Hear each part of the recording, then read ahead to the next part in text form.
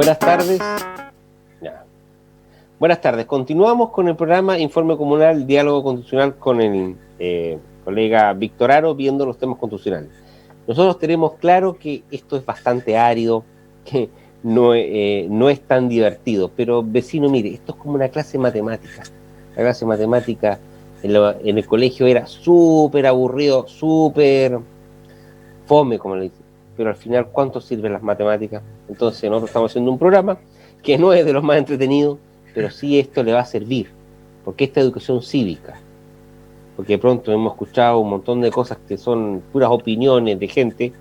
Aquí, por último, estamos haciendo el esfuerzo de contarle a usted qué es lo que dice la Constitución más allá de nuestras opiniones. Así que nos disculpa si no es tan entretenido esto, porque de pronto, oye,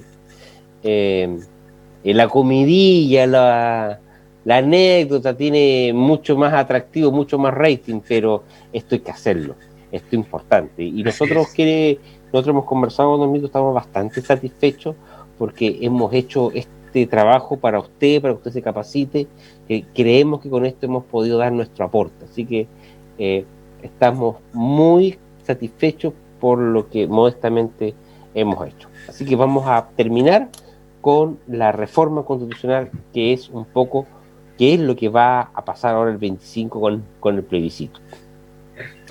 Víctor, cuéntanos un poco. La Constitución ya establecía un procedimiento para reformarse. Toda Constitución debe tener unas cláusulas de modificación. De hecho, esta Constitución ha tenido una cantidad muy grande de modificaciones desde el año 89, que fue la primera reforma constitucional grande que se plebiscitó. Un plebiscito que muy poca gente recuerda, pero que fue bastante importante. Después han habido reformas en distintos gobiernos. La más grande fue en el 2005, que hizo el presidente Lago. Y ahí ha habido otra serie de reformas, digamos, puntuales en distintos aspectos. La última es la de gobiernos regionales y la administración interior del Estado. Pero ahora, por todos los sucesos que ya estamos por cumplir un año, es cierto que pasó en octubre del año pasado, sabemos que en noviembre hubo un acuerdo político, fue un mes después del estallido social, y se determinó entre un acuerdo en el Congreso, ¿cierto?, de la gran mayoría de las fuerzas políticas, que se iba a hacer un plebiscito para que la gente decida si quiere o no quiere otra constitución. Eso como primera etapa. Esto es un proceso constituyente que está partiendo, digamos, en esta parte de decidir. A la gente se le va a preguntar en primer lugar si quiere usted una nueva constitución, y usted puede decir apruebo o puede decir rechazo. Ese va a ser uno de los votos que le van a pasar el próximo domingo 25. Y también le van a pasar un segundo voto que le dice qué tipo de órgano debiera redactar la nueva constitución, y tiene dos opciones. Una convención mixta constitucional y una convención constitucional. ¿Cuál es la diferencia? Que la convención constitucional se elige íntegramente por la gente, por el electorado, y la convención mixta se elige la mitad, y la otra mitad la van a formar parlamentarios en ejercicio. Claro. Esa es una... La Constitución actual tenía un procedimiento de reforma constitucional del artículo 127 al artículo 129 que en el fondo era lo mismo que un proceso de formación de la ley, pero con quórum más altos, que también incluso tenía hasta la figura del veto presidencial. Y eso era un procedimiento que se había utilizado en el tiempo para grandes reformas constitucionales que se requerían aproximadamente o 4/7 o 2/3. ¿Qué pasó? A raíz del acuerdo del 15 de noviembre, se incorporan del artículo 130 en adelante un nuevo, no digamos, debería haber sido un capítulo, pero es como una especie de articulado que he llamado de procedimiento para elaborar una nueva constitución política de la República, y que parte con lo que se llama el plebiscito nacional, y dice: 3 días después de la vigencia de entrada de este artículo, que fue el 24 de diciembre del 2019, el presidente de la República convocará mediante un decreto supremo exento a un plebiscito nacional para el 25 de octubre, que originalmente era el 11 de abril y por una ley del 26 de marzo, a raíz de la pandemia, se postergó, como también se postergó el mandato de los concejales, alcaldes. En esta se establece que en el plebiscito debe señalar la ciudadanía, dispondrá de 2 cédulas electorales. La primera contendrá lo siguiente. La siguiente pregunta: ¿quiere usted una nueva constitución? Bajo la cuestión planteada habrá 2 rayas horizontales, una al lado de la otra. La primera línea tendrá por su parte inferior la expresión apruebo y la segunda la expresión rechazo, a fin de que el elector pueda marcar su preferencia sobre una de las 2 alternativas. Todo esto está en el articulado de la Constitución. De partida, aquí ya hay creo yo, una técnica legislativa errada, porque la Constitución establecía que todo lo señalado sobre procedimientos electorales eran materias de leyes orgánicas constitucionales. Todo esto antes era o ley de partidos políticos, ley de votación y escrutinio, pero ahora resulta que toda esta casuística la incorporaron directamente en la Constitución. Y si uno se pone a leer la Constitución, desde un año a la fecha se han incorporado gran cantidad de artículos permanentes o transitorios que dicen sobre temas muy circunstanciales a raíz de esto. Mala técnica legislativa. Mala técnica legislativa. Es como ir matándola, colocándole peso encima. Claro. Después dice, y esto dice la Constitución. La Constitución no debería decir esto. Debería haber sido una ley. Pero bueno, entendemos que es con el objeto de buscar una solución a una nueva Constitución y lograr que las inquietudes sociales se plasmen en las leyes y no en las calles. Dice, la segunda cédula tendrá la pregunta: ¿qué tipo de órgano debiera redactar la nueva Constitución? Bajo la cuestión planteada habrá 2 rayas horizontales, una al lado de otra. La primera irá convención mixta y la segunda convención constitucional. Como le digo, eso es lo que establece el artículo 30 de la Constitución. Establece también que a este por procedimiento se van a regir todas las normas que dicen relación con los procesos electorales. Ley de servicio electoral, de inscripciones eleccionales, ley de partidos políticos, etcétera. También habla de una franja electoral. Los canales de televisión de libre recepción deberán destinar gratuitamente 30 minutos diarios de transmisión a propaganda electoral. Sobre este plebiscito debieran dar expresión de las 2 opciones contempladas en cada cédula. Esa es una norma ya, yo creo que no se planteó cuando de la primera franja electoral en el plebiscito del 88, pero es parte de otra realidad. Es una época en que no existía la televisión privada, en que solamente habían canales, el canal nacional, estatal, ¿cierto? Y los canales universitarios. Y hoy día es extraño que se someta, porque ya no queda televisión universitaria, son todos privados, salvo TVN. Es extraño que se tenga esta carga a los canales de televisión, carga que no tienen las radios, no tienen los medios escritos y no tienen nada más. O sea, hasta tiempo atrás en las campañas electorales eran una verdadera Navidad para algunos medios de radio y escrito, o sea, cobraban sus buenas tarifas, y por otra parte la tele tiene que trabajar gratis para esta cosa. Sí, yo quisiera hacer una reflexión a raíz que tú lo dices, del principio del sí y el no. Fíjate que ahí habían, en cada sector habían diferentes fuerzas políticas, ¿ya? Y resulta que por algún motivo, por una instrucción de arriba o por un acuerdo, todos se colocaron de acuerdo y y eran 15 minutos, creo, ¿no? Sí. Cada bloque ocupaba conjuntamente los 15 minutos. Es decir, por último se llegó a un acuerdo con respecto a cómo ocupar los 15 minutos. Pero ¿qué veo ahora? Y lo lamento mucho, es que de las dos tendencias que hay, apruebo o rechazo, los sectores que la componen, ambos dos, no lograron ni siquiera colocarse de acuerdo en hacer un planteamiento único a la comunidad, y uno ve una franja electoral completamente fraccionada. Y confusa. Y confusa. Cada uno quiere salir con su grito, con su propaganda, aunque sea 20 segundos. Y el que tiene más no quiere compartir con el de menos. Es decir, eso demuestra la fragmentación y también hay que decirlo, la falta de acuerdo y de consenso que hay dentro de las mismas tendencias políticas. Si no logran ponerse de acuerdo ni siquiera en la franja, que es un perjuicio para todos, porque uno se pone a ver la franja, y yo lo digo ya como ciudadano en la calle, y al final son cortinas nada más anunciando quién viene, y hay partidos, sectores o agrupaciones que tienen tan pocos minutos que la cortina avisando sobre su posición es más larga que el aviso en sí. ¿Qué dice?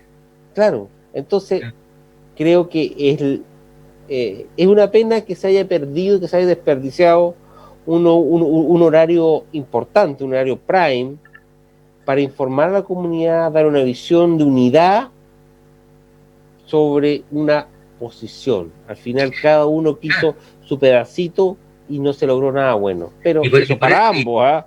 Y sobre todo para la gente del rechazo, que yo soy del rechazo, donde yo he hecho una sola cosa. Por eso te decía, además, tú lo dijiste también, además en los canales de televisión ceden uno de sus mejores horarios publicitarios para él. Entonces se está haciendo subsidiando esta actividad lamentablemente no es aprovechado como corresponde, porque nadie tiene, no sé si alguien se podrá acordar de alguna de esta publicidad o que han salido en la franja. La verdad que no, su efecto real es cero, sí. Un desperdicio. Sí. Ahora,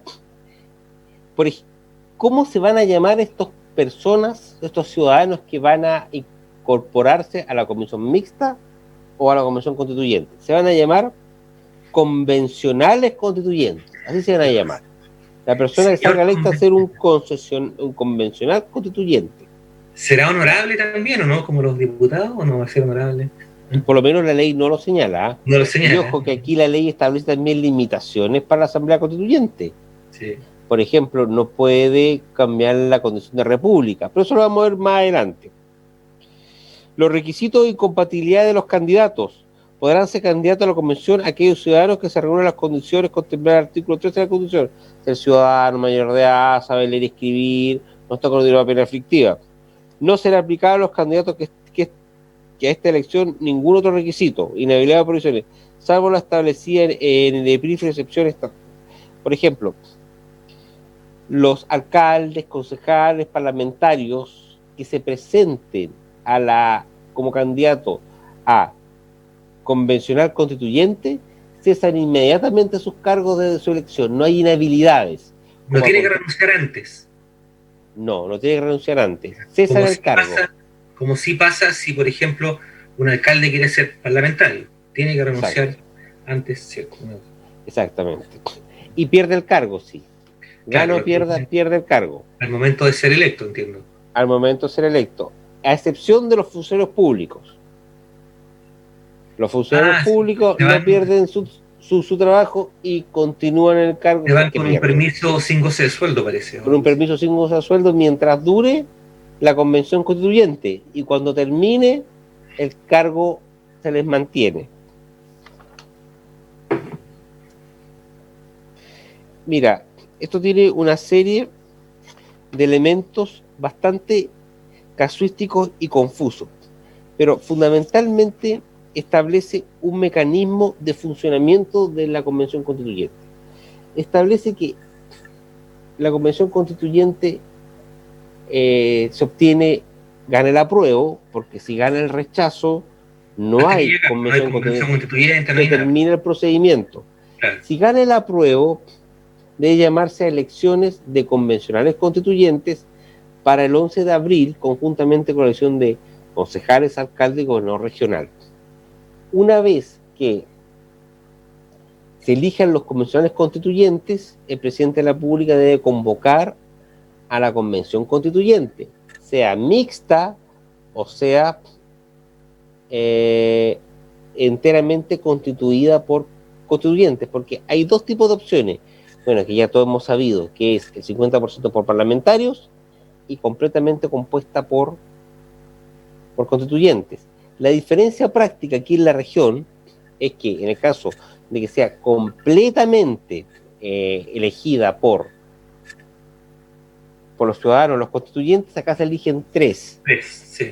Si es convención mixta y es 50% para congresistas que se eligen en el Congreso Pleno, solamente Magallanes elige 2. Esas son las opciones. Tienen un plazo de 9 meses para redactar la Constitución, prorrogable solamente por 3 meses más a solicitud del presidente de la Convención Constituyente, porque se elige un presidente. Y sea como sea el procedimiento, se termina al año. Claro. De ahí se saca el texto, se le entrega al presidente de la República y el presidente de la República llama a un plebiscito. ¿Qué importancia es que va a ser obligatorio? Todos los chilenos que están inscritos, es decir, todos los que están inscritos en los registros electorales, que son los que tienen derecho a voto, tienen la obligación de ir a votar. Hay un plebiscito de entrada que vamos a hacer el 25, que es voluntario, si usted quiere votar o no, pero el plebiscito de salida, el que ratifique la nueva constitución redactada por la Convención Constituyente, el voto es obligatorio. Y una vez que se aprueba, se va a promulgar la nueva constitución, que ahí se verán los plazos de aplicación de la nueva constitución, ya que ahí, acá también hay plazos que considerar. Ahí que no confundirse la gente, ¿cierto? El que viene en abril, el de apertura, digamos, ese es voto voluntario, como lo seguimos teniendo. Pero una vez que termine, en el evento que obviamente gane la prueba, se elige esta convención constituyente, una vez que termine todo ese proceso, o sea, más de un año después, esa constitución que van a hacer en esa convención va a haber que plebiscitarla y deberemos aprobarla, y en ese plebiscito sí va a ser un voto obligatorio. Exacto. Ese más o menos, vecino, es el procedimiento que ya estamos viviendo. Si usted vota rechazo, el procedimiento se termina y nos quedamos con la actual constitución y podemos reformarla como lo hemos reformado en los últimos 30 años, mediante procedimiento establecido en la misma constitución.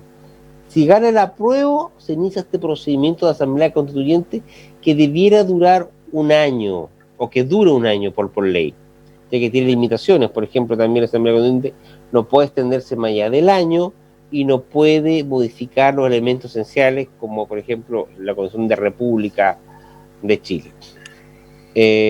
Por lo tanto, es un proceso que está muy casuísticamente tratado en la Constitución Política de la República.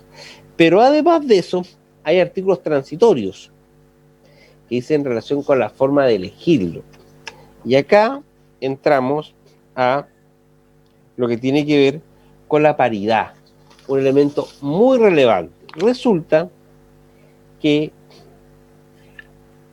anterior a la Constitución se solicitaban o existían normas de paridad con relación a la cantidad de candidatos y candidatas.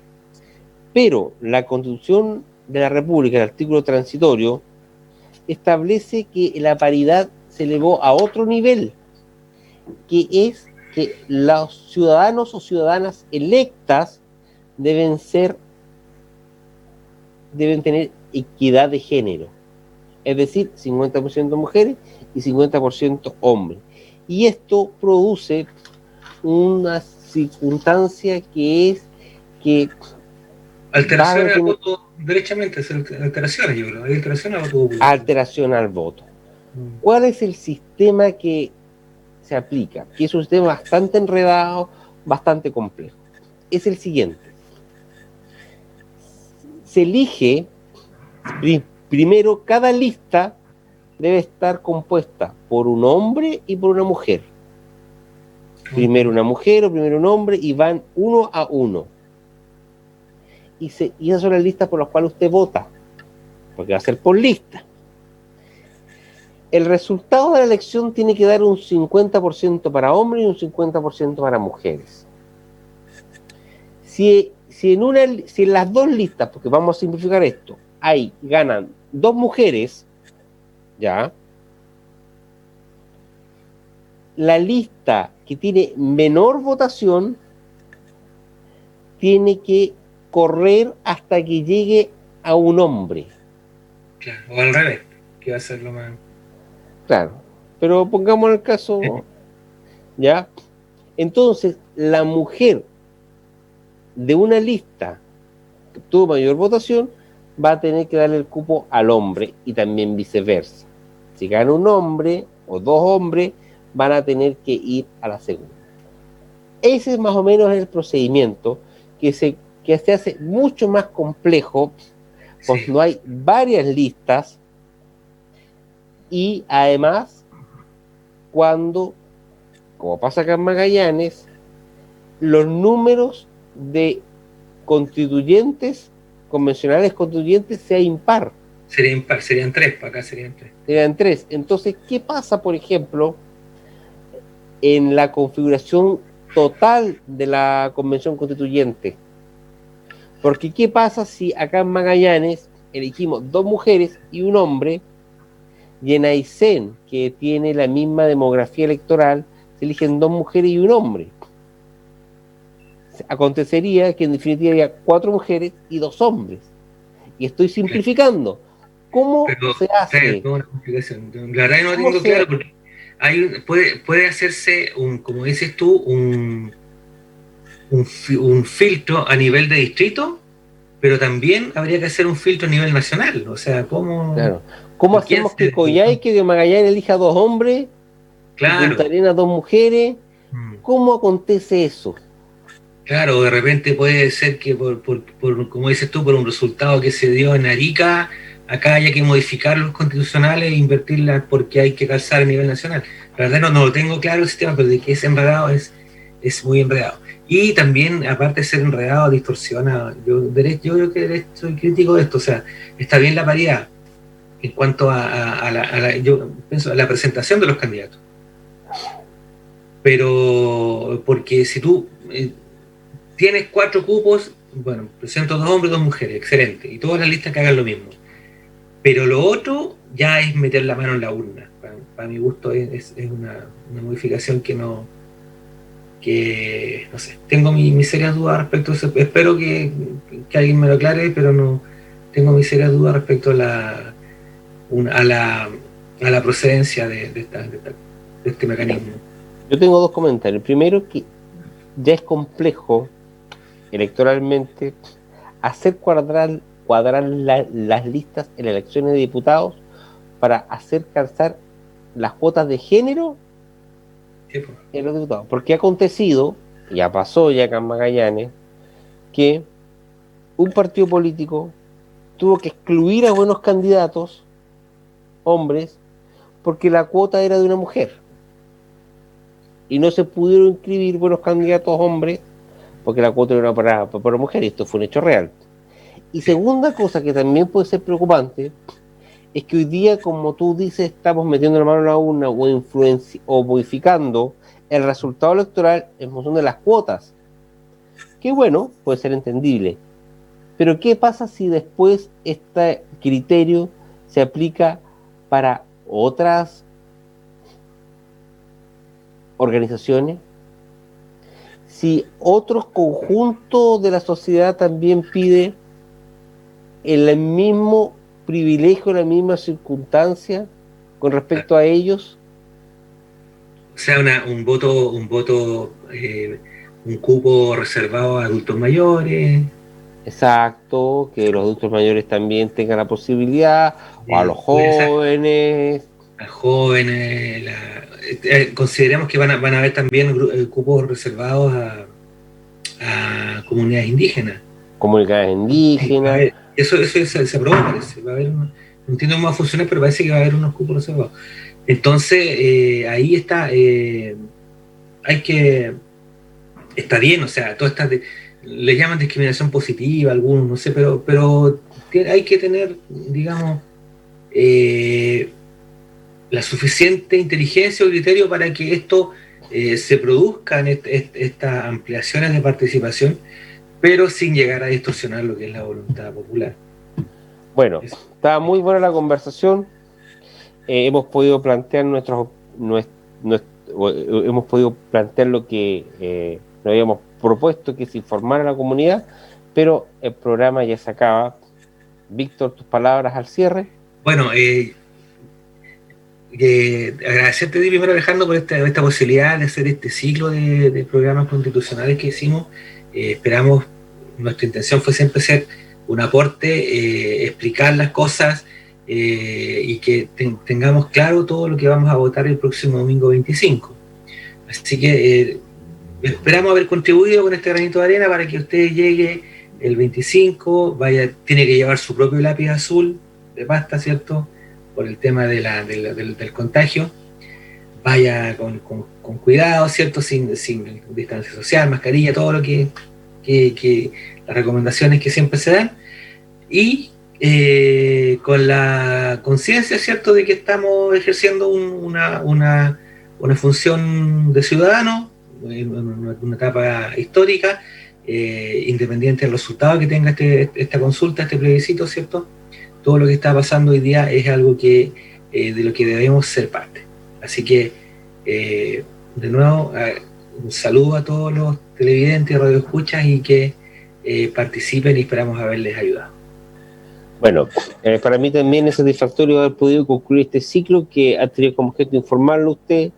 Hemos hecho una especie de clase de cívica. Espero, vecino, que usted vaya a votar en conciencia, vote con conocimiento, porque la importancia de esto para el país, para usted, para sus hijos y para todos es muy grande. Lo importante es que vote sabiendo muy bien lo que vaya a votar. Y por último, vecino, como dijo don Víctor, vaya a votar con cuidado, porque estamos en una pandemia, tenemos que ejercer el derecho a voto, pero tenemos que hacerlo con cuidado. Así que, vecino, nos vemos en un próximo programa, y muchas gracias por habernos escuchado en este ciclo de programas sobre capacitación e información sobre la Constitución. Muchas gracias, y se despide el concejal Alejandro Soler.